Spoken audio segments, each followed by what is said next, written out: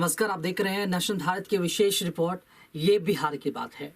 ये बिहार की बात में हम बात करें उन तमाम मजदूरों की, उन तमाम दिहाड़ी मजदूरों की, उन तमाम प्रवासी मजदूरों की जो लॉकडाउन के बीच अपने घर को लौट रहे हैं। यूं तो घर लौट रहे हैं, लेकिन घर लौटने के बीच उन्हें कितनी परेशानी हो रही है, कितनी जद्दोजहद उठानी पड़ रही है और किस तरह मौत के मुंह में समाकर वो अपने घर पहुंच रहे हैं, ये उनसे भला कोई और नहीं जा सकता।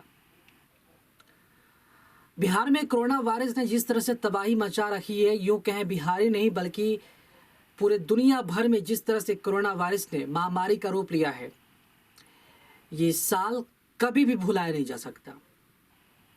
खासतौर पर अगर हम बिहार पर अगर नज़र डालते हैं तो बिहार में स्थितियां इतनी बुरी हो गई हैं कि जो दिहाड़ी मजदूर हैं, जो प्रवासी मजदूर हैं, उनके दुख और दर्द को बयां करना किसी के बस की बात नहीं। उनका दर्द ऐसा कि देखते ही आंसू छलक पड़ते हो, रोंगटे खड़े हो जाते हो, दिल कांप जाता हो कि क्या ये मजदूर बस मजदूरी के लिए ही बने हैं।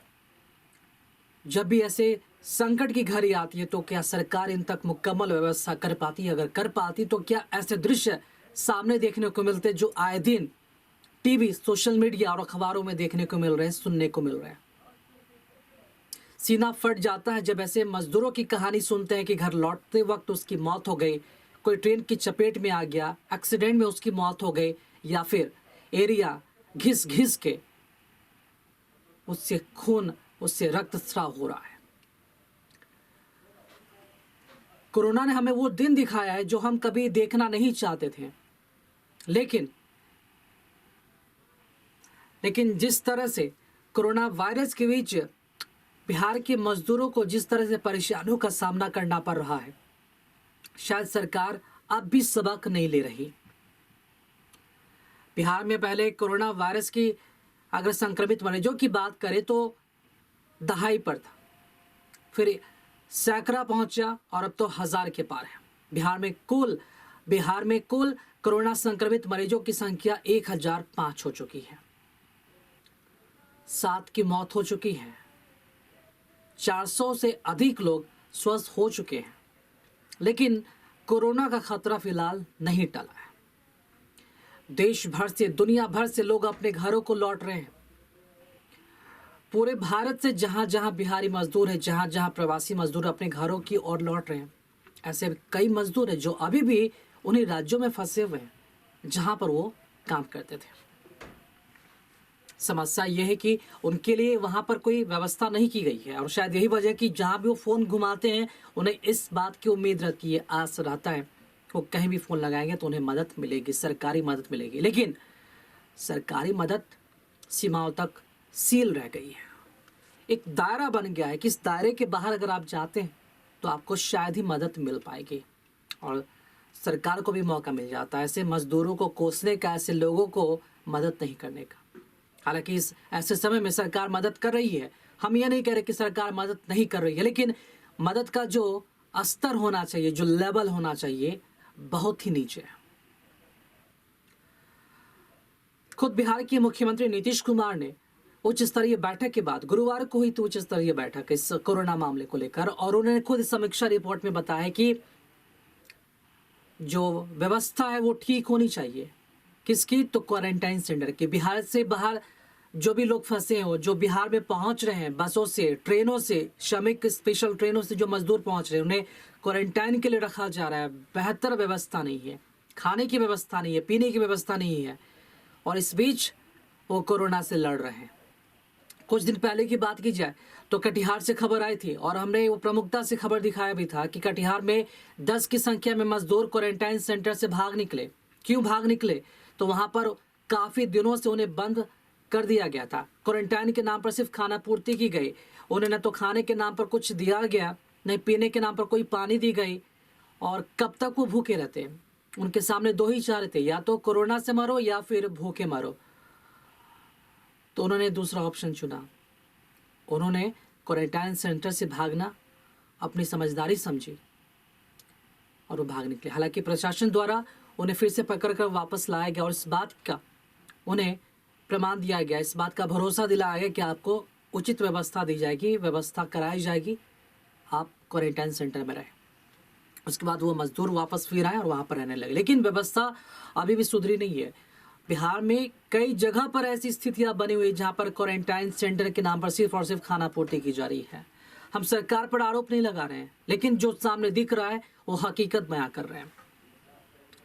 आधी हकीकत तो सामने आ ही नहीं पा रही, क्योंकि सरकार ने मीडिया पर प्रतिबंध लगा दिया है। कहने तो हम आज़ाद हैं, मीडिया स्वतंत्र है, लोकतंत्र की चौथा स्तंभ है, लेकिन इस वक्त मीडिया को भी बांध दिया गया है, मीडिया के ऊपर भी लॉकडाउन रखा गया है। ये अंदर की बातें जान लीजिए। मीडिया को भी खबरें कवरेज नहीं करने दी जा रही है, क्योंकि सच्चाई सामने नहीं आए।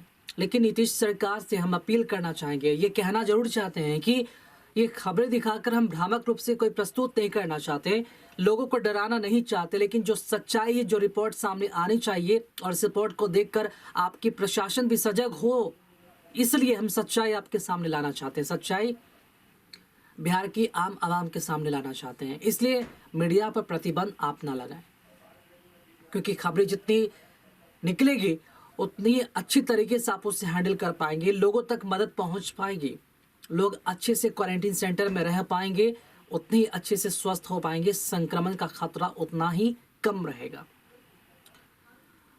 लोग जो क्वारंटीन सेंटर में जा रहे हैं उन्हें बस इस बात की उम्मीद रहती है कि हमें अच्छा खाना मिलेगा, अच्छा नहीं भी तो 2 वक्त का खाना मिल जाएगा, पानी मिल जाएगा, रहने को आवास मिल जाएगा। लेकिन उस पर भी अगर पाबंदी हो, उस पर भी अगर आफत हो तो लोग करें तो क्या करें? लोग अपनी जान बचाने के लिए तो कुछ भी करेंगे, स्वतंत्र है। सरकार को ये जिम्मेदारी उठानी चाहिए, प्रशासन को ये जिम्मेदारी उठानी चाहिए, तमाम स्वास्थ्य विभाग को ये जिम्मेदारी उठानी चाहिए कि बिहार के बाहर से जो भी लोग बिहार में प्रवेश कर रहे हैं उन्हें भूखा ना रहने दिया जाए।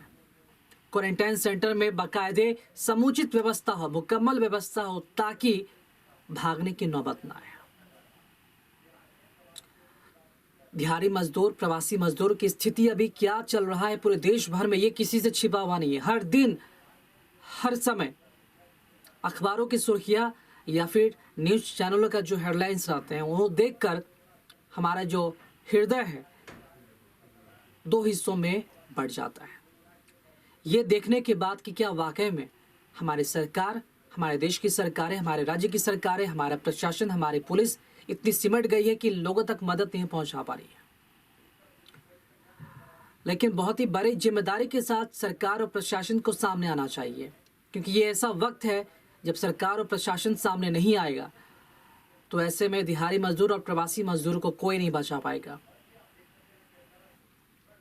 इसलिए खासतौर पर नेशन भारत सरकार से, नीतीश सरकार से, प्रशासन से अपील करता है कि क्वारंटाइन सेंटर में उचित से उचित व्यवस्था, मुकम्मल व्यवस्था हो, ताकि उन्हें किसी भी तरह की कोई परेशानी ना हो। क्योंकि ऐसे संकट की घड़ी में हमें मिलकर लड़ना है, लोगों को प्रोत्साहित करना है कि आप भागे नहीं, कोरोना से लड़े, और लड़ने में सरकार, प्रशासन, पुलिस सब आपका साथ देंगे। लॉकडाउन 4 आने वाला है, चौथा चरण बहुत ही नए नियमों के साथ, नए रंग रूप के साथ आने वाला है। लेकिन जो प्रवासी मजदूर है, दिहाड़ी मजदूर है, उनकी समस्या कम होने वाली नहीं है। खाने के लाले पड़े हुए हैं, रोजगार छीन चुके हैं, कारोबार ठप हो चुके हैं।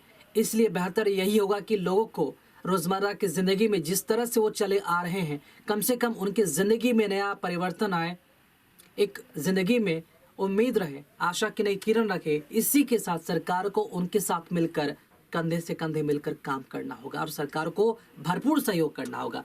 तब जाकर शायद ही हमारे प्रवासी मजदूर और बिहारी मजदूर की जो समस्या है वो कम हो पाएंगे। शायद अभी वो खड़े भी नहीं हो पाए अपने कमर के बलबूते, क्योंकि जिस तरह से अर्थव्यवस्था का कमर टूटा है, उनकी पटरी बेपटरी हो गई है। शायद कई महीनों तक वो बाहर नहीं जा पाए और इस बात का उन्हें आघात रहेगा, इस बात का उन्हें दुख रहेगा कि शायद अगर बाहर जाते हैं तो फिर कोई नई परेशानी हो सकती है। लेकिन हमें इस बात का ध्यान रखना है कि वो हमारे भाई हैं, हमारे मजदूर हैं, हमारे बिहार के लोग हैं। हमें उनका पूरा मदद करना होगा और सरकार जी जान से लगी हुई है, लेकिन थोड़ा सा स्तर बढ़ाना होगा सरकार को, ताकि बिहार में प्रवेश करने वाले, बिहार आने वाले लोगों को कोई दिक्कत ना हो। वो हर छोटी गाड़ियों का इस्तेमाल किया जाना चाहिए, ताकि लोग अपने गांव तक, अपने सड़क, अपने गली तक पहुंच सके, पैदल नहीं चलना पड़े। पहले ही बहुत सारे मजदूर बीमार हो चुके हैं, थक चुके हैं चलते चलते 800 किलोमीटर, 700 किलोमीटर, 17 दिन, 10 दिन कंटिन्यू चलते चलते अपने घरों की ओर लौटे हैं, मरते मरते बचे हैं। हमें ऐसे मजदूरों का दर्द कम करना है, हमें ऐसे मजदूरों का पीड़ा को कम करना है। तब शायद जाकर सरकार और प्रशासन अपने पूरी तरीके से जो जिम्मेदारी है वो निभा पाएगी। बिहार सरकार को बहुत बड़ी शुभकामनाएं कि वो लोगों को मदद कर रही है और आगे भी इसी तरीके से मदद करती रहेगी। और अभी भी बिहार के बाहर बहुत सारे लोग फंसे हुए हैं, जितना जल्द हो सके उन लोगों को बिहार में लाया जाए और ऐसे लोगों की मदद की जाए। और जब तक वो घर ना पहुंचे, इसकी पूरी जिम्मेदारी सरकार और प्रशासन को अपने माथे लेना चाहिए। फिलहाल ये बिहार की बात में इतना ही, फिर मिलेंगे कुछ और मुद्दों के साथ। तब तक के लिए हमें दीजिए इजाजत। नमस्कार।